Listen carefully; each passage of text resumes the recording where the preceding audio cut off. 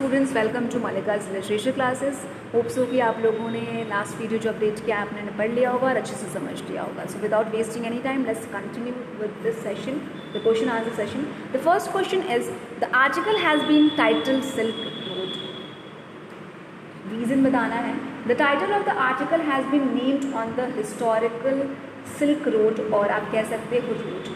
The network, आप Google out कर सकते हो बेटा, ये चीज़ आपको इन्फॉर्मेशन मिल जाएगा। इट्स वेरी इंपॉर्टेंट कि आप गूगल आउट करो, वो चीज़ लिखो। The network connected the Afro-Eurasian landmass established. एक चीज़ मैंने नोटिस की है कि from 2nd century to 18th century ये एक बहुत ही ज़्यादा मतलब एक ट्रेडिंग वाला प्लेस माना जाता था, बहुत ज़्यादा एक one of the most tedious route माना जाता था। एंड इसके ज़रिए बहुत सारी चीज़ें ट्रेड हुआ करती थी। चाइनीज सिल्क हुआ करता था, इंडियन टेक्सटाइल्स हुआ करते थे, प्रेशियस स्टोन्स हुआ करते थे, अलग अलग तरह के स्पाइसीज होते हैं, पेपर होते हैं। रोमन एम्पायर्स के gold, silver, fine glassware, wine, carpets, ये सारी चीज़ें जो थी वो इसके ज़रिए ही दूसरे कंट्रीज़ तक पहुंचाई जाती थी। The road was named silk road largely. Silk road क्यों रखा गया? Because of the silk trade with China. In the chapter, the author travels to Mount Kailash, exploring the Himalayan belt in Tibet. Since the author explored this region, this chapter is titled as Silk Road. Basically, Silk Road के बारे में नहीं बताया गया है, mount Kailash के बारे में, बट इसके थ्रू वो ट्रैवलिंग करके जाते हैं, उस रीजन में वो ट्रैवलिंग करते हैं। That is the reason that इन्होंने अपने इस आर्टिकल का नाम सिल्क रोड रखा। नेक्स्ट है, Tibetan mastiffs were popular in China's imperial courts. No doubt they were very popular because as a hunting dog. They were popular as a hunting dog. They were brought along the Silk Road in ancient times as tribute from Tibet. And as you have already read from that chapter, from this chapter, that they were very huge black colored dog, and they explode into action like bullets, and they are furious, they are fearless, they are attentive, they are alert. Whatever जो भी आपने characteristics देखे हैं इस mastiff dog के अंदर, आप ये आंसर में लिख सकते हो। The author's experience at Hor was in stark contrast to earlier accounts of the place. आप लिख सकते हो जो कि दो अकाउंट्स मैंने बोला, क्योंकि according to writer Hor was a grim miserable place. Dust and rocks was scattered everywhere in a very abundant way, बहुत ही खुले में छोड़ दिया गया था। And the place seemed unfortunate, deserted, and though it is on the shore of the lake Mansarovar, but condition बहुत ज़्यादा बुरी थी। and the author was flabbergasted means मतलब completely shocked, in a complete shock position to realize the contrast in his experience to that of the earlier read accounts। जो उन्होंने पढ़ा था बिल्कुल ही एकदम कंट्रास्ट था। दो एग्जाम्पल आप लिखिएगा, एक जापानीज वॉन्ग का इकागा कवाची जो कि 1990 में आए थे, एंड उसकी सैंक्टिटी को देखकर ही बर्स्ट इनटू टीयर्स। एंड जो स्वीडन से स्वेन हेडन जो थे, उन्होंने वो सेंटिमेंटल नहीं थे, बट स्टिल वो उनकी आंखों में आंसू आ गया था। बट उन्होंने क्या एक्सपीरियंस किया? बिल्कुल इसका ऑपोजिट एक्सपीरियंस किया। ठीक है, ओके। नेक्स्ट है, the author was disappointed with Darchen. क्यों डिसअपॉइंटेड थे? Because the high altitude was giving him health problems. He did not imagine कि इतनी ज़्यादा प्रॉब्लम उनकी ख़राब हो जाएगी, इतना ज़्यादा हालत ख़राब हो जाएगी। दैट वॉज द रीज़न कि वो बहुत ज़्यादा डिसअपॉइंटेड थे दार्जिन से। He had bad cold and was not able to sleep at night.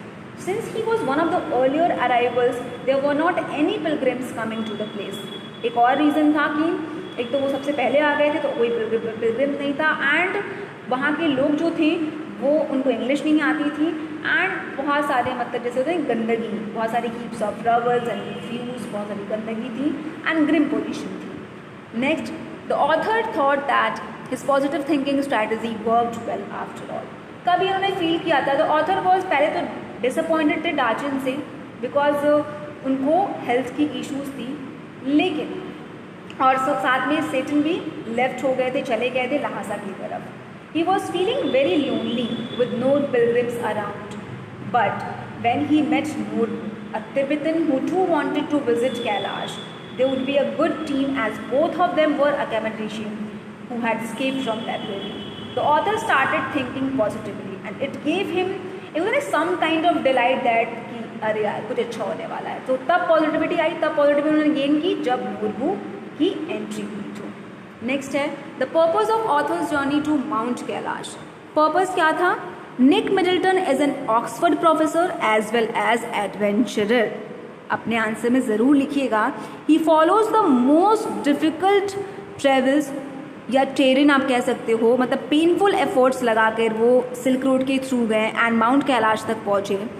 वो पहुँचे क्योंकि वो कोरा करना चाहते थे। एक्चुअली में वैसे ही वो जैसे कॉमन पीपल कोरा करते हैं वैसे ही वो उस रिलीजियस प्लेस की सैंक्टिटी को बनाए रखने के लिए वो भी उसी तरीके से जाना चाहते थे जिस तरीके से लोग जाते हैं। सो मेन उनका क्या था? कोरा करने का था।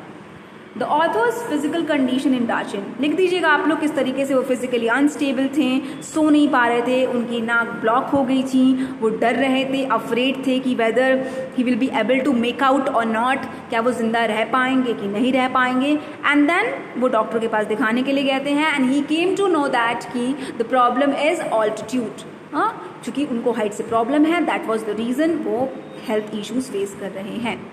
नेक्स्ट है the author's meeting with Norbu. बता दीजिएगा किस तरीके से ऑथर वॉज फीलिंग रेदर होता ना कि लोनली विदाउट सेटन। सो वो क्या करते हैं, वो कैफे की तरफ जाते हैं, वो बैठते हैं and all of a sudden क्या होता है, नॉर्बो आते हैं, नॉर्बो बात करते हैं एंड एक पॉजिटिविटी गेन कराते हैं। नेक्स्ट है as a Buddhist Tsetan support to the author during the journey. He was very supportive and he was a very good guide also, because Tsetan जैसा अगर मुझे गाइड मिलेगा सो मैं तो बड़ी खुश हो जाऊंगी। Tsetan was a good and efficient driver also.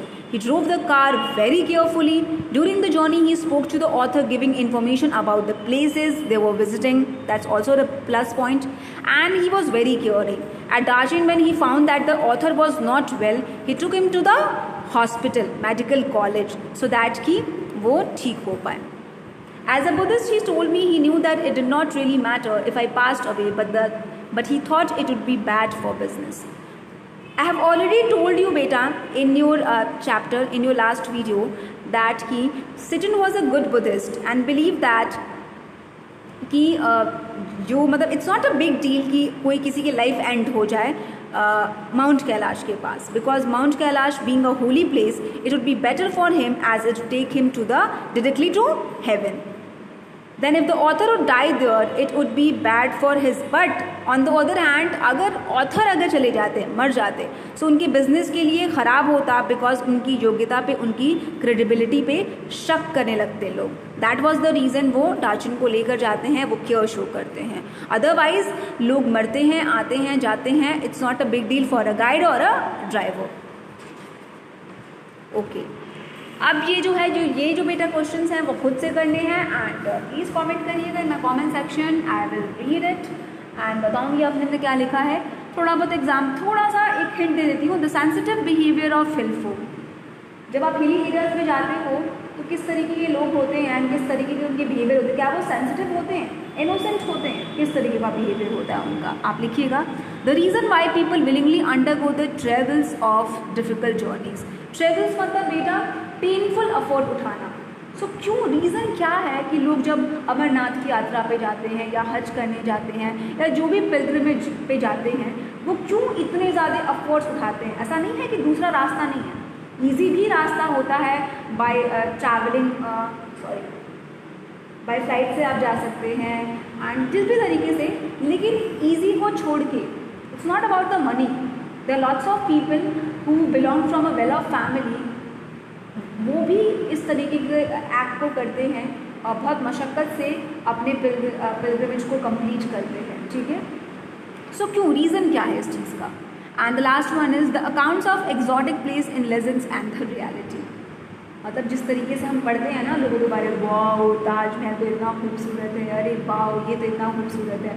सो जो भी कहानियाँ लिखी जाती हैं, लेजेंड्स मतलब यहाँ पर जो कि ओल्ड जो स्टोरीज़ होती हैं, जो हम ओल्ड स्टोरीज में पढ़ते हैं, उन एशियंट प्लेसेस के बारे में, कि उनकी सैक्टिटी के बारे में, उनकी क्लीननेस के बारे में, उनकी ब्यूटी के बारे में, एक्चुअल में रियलिटी क्या होती है।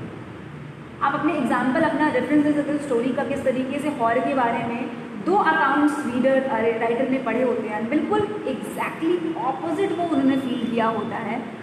कोई प्योरिटी उन्हें उस प्लेस पे नज़र नहीं आती है, बल्कि बहुत ही ज़्यादा अनहाइजीनिक वो प्लेस होता है। सो अपने एक्सपीरियंस लिख सकते हो। And on the other hand आप ये भी लिख सकते हो कि अगर आपने कोई प्लेस घूमा है जिसको आप पढ़ के गए उसके बारे में और वो प्लेस एग्जैक्टली ही वैसा है, तो अपना वो भी आप एक्सपीरियंस नोट डाउन कर सकते हो और मुझे भेज सकते हो। So that's it for today and just take care of yourself and take all the precautions बेटा, क्योंकि कोरोना खत्म नहीं हुआ है, ठीक है।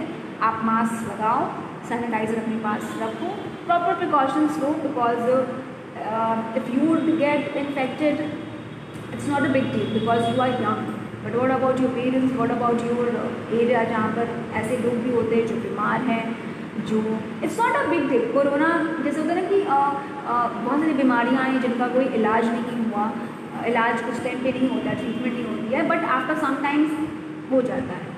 सो ऐसे बहुत सारे एग्जाम्पल्स हैं जहाँ पर अगर आप इन्फेक्टेड भी हो जाते हो, डोंट नीड टू पैनिक, ठीक है ना, don't need to panic because it's a common thing. अब बहुत सारे लोग इन्फेक्टेड हो जा रहे हैं, आप बस अपनी इम्यूनिटी को बूस्ट करो, अपने हेल्थ पे ध्यान दो एंड आप इजीली आप इसको हरा सकते हो। But think about those people, think about your parents जो कि मिडिल एज है, थिंक अबाउट दोज पर्सन्स जो कि किसी बीमारी से गुजर रहे हैं, अगर आपके कॉन्टैक्ट में आते हैं, अगर वो इन्फेक्टेड होते हैं, it will be quite difficult for them to recover from this disease. So please अपने बारे में ख्याल रखते रखते आसपास के लोगों के बारे में भी ख्याल रखिए, और जैसे कि मैं कहती हूँ, try to be more human every day. Bye bye.